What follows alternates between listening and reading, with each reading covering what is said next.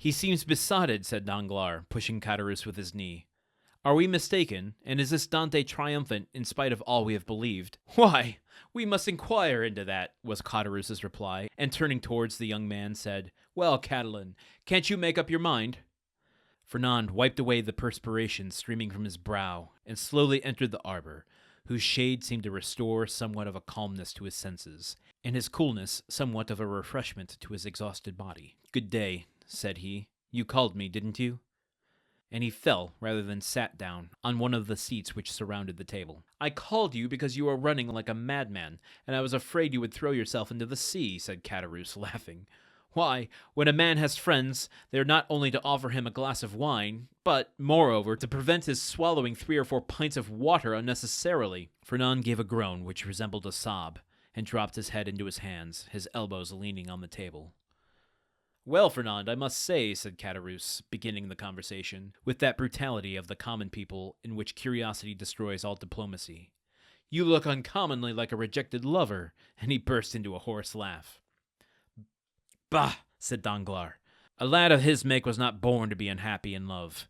You are laughing at him, Caderousse. No, he replied, only hark how he sighs. Come, Fernand, said Caderousse.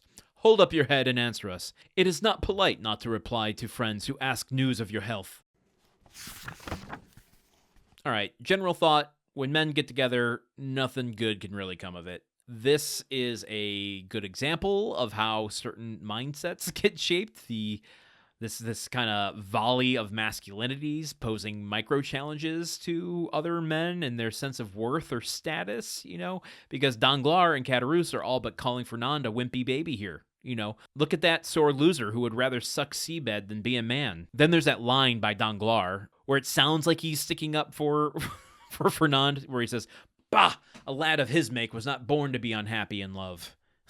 That's just like crocodile tear sympathy from Danglars, essentially goading Fernand by saying that he's not born to be unhappy in love. Like, you are not living up to what you're supposed to be. What do you think this does to a guy's ego? And Fernand must be thinking like, you're right, I'm not, but also, who the fuck are you to take the position to comment upon it? I realize I'm maybe talking in too many abstracts here, but this is the sort of thing that compel men to quote-unquote prove themselves through some stupid fucking act or another. So even though Fernand doesn't say a word really in this passage, whatever he does henceforth, I feel, is a foregone conclusion. The question I have is whether Danglars and Caderousse are going to team up with Fernand or use him as a pawn. Or both, maybe both. We'll find out as we continue with Chapter 3 of The Count of Monte Cristo tomorrow. Okay, bye! The Countdown of Monte Cristo is part of the Gruntwork Podcast Network. This show is produced, edited, and hosted by Landon Solano. The original text of The Count of Monte Cristo by Alexander Dumas. Theme song by Magic Solo.